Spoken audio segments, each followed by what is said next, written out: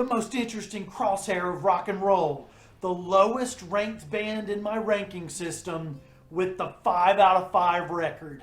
Let's do it. We're going to be starting with the more well-liked artist with a perfect album and working downward to the least liked artist with perfect albums. At the very end, we will decide who most accurately hits this intersection of worst artist with the most perfect record. That is what we're trying to figure out here today. The first contender for best album and worst artist is Sir Elton John with his Songs from the West Coast album. But Sir Elton John, my 109th favorite artist, he's absolutely amazing and so crazy. But in this crazy idea for a video, that means that he is going to lose, right? Because he's so good and he has such a good album. So Songs from the West Coast comes in at number 12. I see the comment section already. Next up at number 11, best album by worst band is Walking Off the Buzz by Blessed Union of Souls, who are my 127th favorite band. This is a good band, but it's one of those in that very, they can be very milk toasty at times, kind of like Sister Hazel, Hootie and the Blowfish, Vertical Horizon. Those guys are all great, but they can be very, inoffensive, middle of the road pop rock. But Walking Off the Buzz is a near perfect record. I highly suggest that one. Now we're at number 10. And this goes to Gutter Flower by the Goo Goo Dolls. Never has a band so drastically changed or metamorphosized than the Goo Goo Dolls. They are my 129th favorite band of all time. I still follow them closely, although there haven't been too many front-to-back bangers from them, from the Goo. But Gutter Flower is rich with rock and roll greatness, a near perfect record. Number 9, and this one, I'm gonna freak out, man. The Black Eyed Peas with Elephunk. Black Eyed Peas are now making some of the worst music in the history of the observable universe, probably the entire universe. It is unreal how bad the Black Eyed Peas have gotten. I've been hospitalized after reviewing one of their albums, their last one. It's insane. I'll show you. The Black Eyed Peas did this to me. Look at that. That's not fake. That's how bad the Black Eyed Peas are in 2024.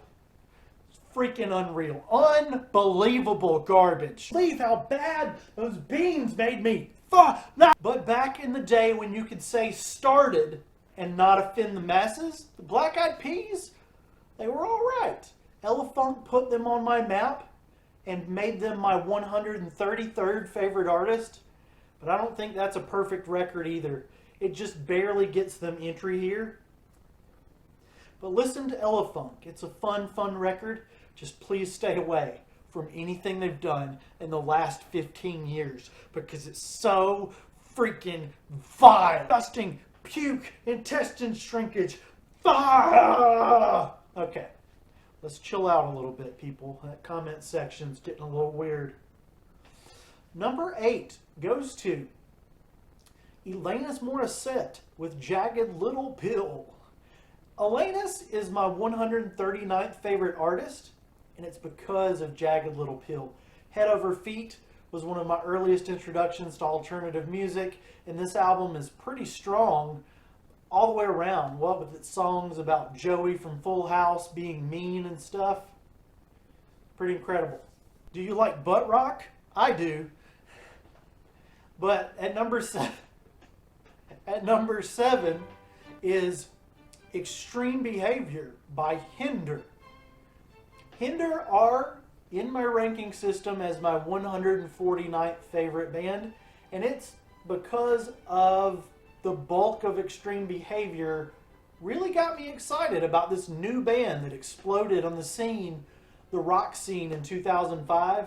But man, now that the cover's changed and I'm an old man yelling at the clouds and Hinder's music is just so poorly produced, I can't tell if the songs are trash or someone is drilling into my head with a rusty screwdriver, but Hinder have just gotten pretty darn bad. Hinder joined Weezer as the only two musicians who have actually made me vomit from bad songs. Extreme Behavior is an extreme outlier in the catalog of otherwise puke-inducing and infested medical disasters. Hinder haven't been good for a while. I'm sorry. Number 6. Oh, man. Number 6 goes to POD with Satellite. And POD are my 151st favorite band. And they have a new album coming out soon, which I'm going to give it a listen. I think they're a pretty great band. I like these guys a lot. But the percentage ranking that I use have not been kind to them for some reason. Satellite was an album in constant rotation. Do you remember where you were when Alive was on constant rotation? I can finally drive. Yeah, that song. Because I was learning to drive when that song was being played non-stop all day, every day. It was either that or Stain's It's Been a While or Creed's Higher. God, I failed the driver's test like 4,000 times. The POD guys are really outstanding human beings, and maybe this is not a perfect 5 out of 5 record, but it's super duper strong. It holds up well today. And the person that does the strings on Satellites with POD, they actually worked on Green Day's Saviors album, and her name is Susie. It's not Chapstick, but her name's Susie. Number 5, we have The Hum by Unwritten Law, who are my 164th favorite band, but I feel like they really need to be higher. Dang, California punk, how can it be this low on a list? The Unwritten Law band are a very special SoCal punk band who just never had a front to back listen to me in my ears until The Hum, where they soar to new heights and even do a Fleetwood Mac cover justice, which is crazy. This ain't the punk that you used to know, boys. This is something consistent and good, whether it be in the genre or not. Really great. Man, I'm about to get murdered. Number 4, as the bands get worse and the albums get better, that's what we're trying to do, right? That's what this list is trying to do, and we'll sort it all out after the smoke is cleared at the end of the video. Number 4 is Pink Floyd with The Wall. Yes, I am that guy. I love The Wall. The rest of Pink Floyd's stuff, I don't get a lot of it. It's all right. It's not Weezer's Pacific Daydream Nightmare. It's not Hinder's American Belt Buckle. Whoo, those are bad. Like, those albums make me go into shock. It's so bad. But Pink Floyd, it's not all pleasant either. It's not like, oh yeah, this sounds cool. It's just not my jam a lot of the times. I have to be in a very specific Pink Floyd mood. And they are my 170th favorite band of all time in space and coffee, and grandfather clocks and coffee and pigs and dogs and echo chambers and rolling in flowers. So in my notes, I spelled it F-O-L-O-Y-E-D. So you can complain about that too. Number 3 in the list. Now we are into the bands that are going lower than my 200th favorite band. Third Day are my 209th favorite band, and their album Wherever You Are, it's a perfect Christian rock record. It's certainly my favorite Christian rock record. It's pretty darn good. Number 2 goes to Middle of Nowhere by Hanson.